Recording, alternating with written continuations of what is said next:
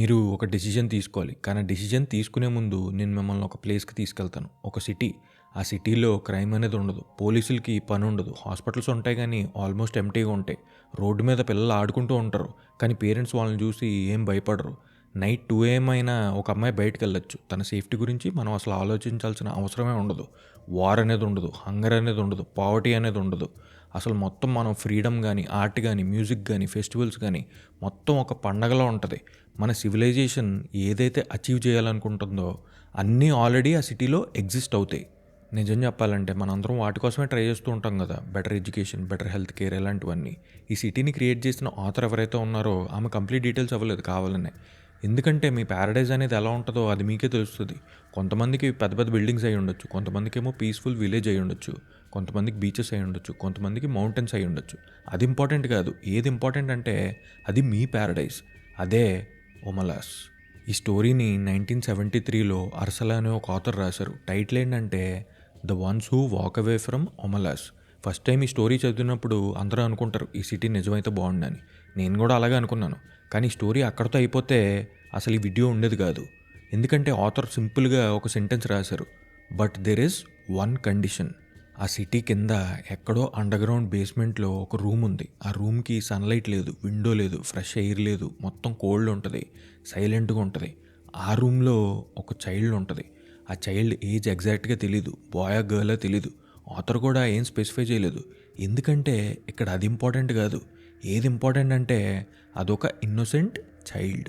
ఆ చైల్డ్ ఎప్పుడు భయపడుతూనే ఉంటుంది. తిండి సరిగ్గా ఉండదు, మనుషులు ఎవరు సరిగ్గా మాట్లాడరు. ఎవరైనా రూమ్లోకి వస్తే తను హోప్తో చూడదు, భయంతో చూస్తుంది. ఎందుకంటే కొన్ని ఇయర్స్ నుంచి కైండ్నెస్ అనే ఫీలింగే ఆ చైల్డ్ మర్చిపోయింది. ఇప్పుడు ఇక్కడ పెద్ద ట్విస్ట్ ఏంటంటే ఆ చైల్డ్ గురించి ఒమలాస్లో ఉన్న ప్రతి సిటిజన్కి తెలుసు. పిల్లలు కూడా పెద్ద అయిన తర్వాత ఆ నిజాన్ని చూపిస్తారు. ఒకటే ఒక రూల్ చెప్తారు. ఎవరైనా చైల్డ్ని ఫ్రీ చేస్తే ఒమలాస్లో ఉన్న హ్యాపీనెస్ కానీ, అక్కడున్న ప్రాస్పరిటీ కానీ, అక్కడున్న పీస్ కానీ మొత్తం ఎండ్ అయిపోద్ది. ఆథర్ ఇక్కడ ఒక డెసిషన్ తీసుకున్నారు. అక్కడున్న హ్యాపీనెస్ కానీ, అక్కడున్న పీస్ కానీ మొత్తం ఎలా మాయమైపోద్దో చెప్పలేదు. ఏదో మ్యాజిక్ వల్ల, సైన్స్ వల్ల, లేదంటే శాపం వల్ల ఎలాగో చెప్పలేదు. ఎందుకంటే ఇక్కడ ఆ మెకానిజం ఇంపార్టెంట్ కాదు, డెసిషన్ ఇంపార్టెంట్. ఇప్పుడు ఇమాజిన్ మీరు ఆ రూమ్లో ఉన్నారనుకోండి. మీ ముందు చూస్తే ఒక ఇన్నోసెంట్ చైల్డ్ ఉంది, మీ వెనకాల చూస్తే లక్షల్లో హ్యాపీ ఫ్యామిలీస్ ఉన్నారు. మనకి ఇన్స్టింక్ట్ ఏంటంటే ఇమీడియట్గా చైల్డ్ని సేవ్ చేయాలనిపిస్తుంది. కానీ ఈ స్టోరీ ఎక్కడితో అయిపోలేదు. ఎందుకంటే ఒమలాస్లో సిటిజన్స్ వాళ్ళేం విలన్స్ కాదు, వాళ్ళేం క్రూయల్ కాదు. ఆ చైల్డ్ సఫర్ అవుతుంది కదా అని చెప్పి వాళ్ళేం నవ్వుకోవట్లేదు, పండగ చేసుకోవట్లేదు. ఇక్కడ ఒక థాట్ వాళ్ళని అల్టిమేట్గా కన్విన్స్ చేస్తుంది. అదేంటంటే ఒక చైల్డ్ బాధ లక్షల మంది హ్యాపీనెస్ కంటే ఎక్కువ ఇంపార్టెంటా.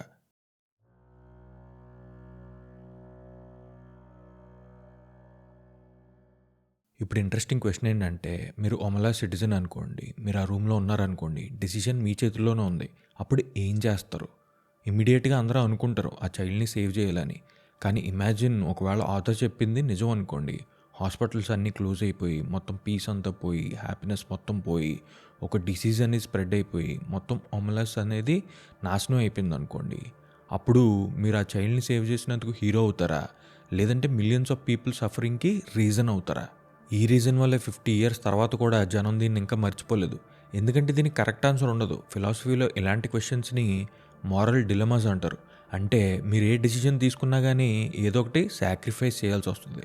ఇప్పుడు ఫిలాసఫర్స్ ఎంటర్ అవుతారు. కొంతమంది ఫిలాసఫర్స్ ఏమంటారంటే ఏ డెసిషన్ అయితే మ్యాక్సిమం నెంబర్ ఆఫ్ పీపుల్కి మ్యాక్సిమం హ్యాపీనెస్ ఇస్తుందో అదే కరెక్ట్ డెసిషన్ అంటారు. దీన్నే యూటిలిటేరియనిజం అంటారు. ఇంకొంతమంది ఫిలాసఫర్స్ ఇమాన్యుయల్ లాంటి వాళ్ళు ఏమంటారంటే అవుట్కమ్ ఏదైనా సరే హ్యూమన్ బీయింగ్స్ని టూల్స్లో యూజ్ చేయకూడదు అంటారు. ఏమైనా సరే యూటిలిటేరియనిజం చెప్తుంది మిలియన్స్ ఆఫ్ పీపుల్ని సేవ్ చేయడమే కరెక్ట్ అని. ఇమాన్యుయల్ క్యాంట్ లాంటి వాళ్ళు చైల్డ్ని సాక్రిఫైస్ చేయకూడదని చెప్తున్నారు. ఇప్పుడు మీరు దేన్ని ఫాలో అవుతారు?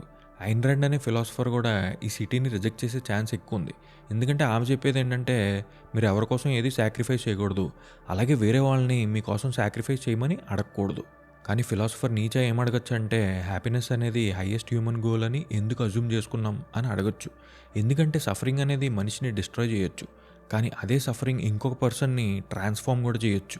ఓమలాస్లో ఇంట్రెస్టింగ్ పార్ట్ ఏంటంటే ఆథర్ ఏమీ ఏ ఫిలాసఫీ కరెక్ట్ అని ఏం చెప్పలేదు. ఏదైనా కరెక్ట్ అయి ఉండొచ్చు. కానీ స్టోరీ ఇక్కడితో అయిపోలేదు. ఇంకొక ఇంట్రెస్టింగ్ థింగ్ ఆథర్ రివీల్ చేశారు. ఓమలాస్లో అందరూ ఏమీ ఉండలేదు. కొంతమంది ఆ చైల్డ్ని చూసిన తర్వాత సైలెంట్గా వెళ్ళిపోయారు. ఆథర్ రీజన్ ఏం చెప్పలేదు. వాళ్ళు ఎక్కడికి వెళ్తున్నారో ఎవరికీ తెలీదు. ఏదైనా బెటర్ ప్లేస్ ఉందా అంటే అది కూడా తెలీదు. సర్వైవ్ అవుతారా అంటే అది కూడా తెలీదు. కానీ ఇక్కడ క్వశ్చన్ ఏంటంటే వాళ్ళేమీ సిస్టమ్ని మార్చడానికి ట్రై చేయలేదు. ఆ చైల్డ్ని సేవ్ చేయలేదు. సిటీని ఏమీ డిస్ట్రాయ్ చేయలేదు. మరి ఎందుకు వెళ్ళిపోయారు?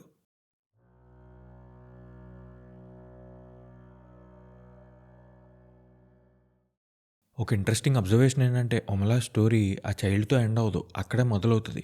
నేను ఫస్ట్ టైం ఈ స్టోరీ విన్నప్పుడు నాకు ఒక క్వశ్చన్ వచ్చింది. నేను ఒమలాస్లో ఉండుంటే అసలు ఏం చేసేవాడిని? ఆ చైల్డ్ని సేవ్ చేసేవాడినా? ఆ సిటీలోనే ఉండేవాడినా? లేదంటే అక్కడి నుంచి వెళ్ళిపోయేవాడినా? నాకు ఆన్సర్ అంత ఈజీగా దొరకలేదు. ఎందుకంటే ఏ ఆన్సర్ చూస్ చేసుకున్నా కానీ దానికి ఒక ప్రైజ్ ఉంటుంది. ఆ చైల్డ్ని ఫ్రీ చేస్తే సిటీని మొత్తం డిస్ట్రాయ్ చేసిన వాళ్ళు అవుతారు. ఒకవేళ ఫ్రీ చేయకపోతే ఆ చైల్డ్ సఫరింగ్కి రీజన్ అవుతారు. ఒకవేళ అక్కడి నుంచి వెళ్ళిపోతే సిటీని మార్చలేదు, సిస్టమ్ని మార్చలేదు. అప్పుడు నాకు ఒక రియలైజేషన్ వచ్చింది.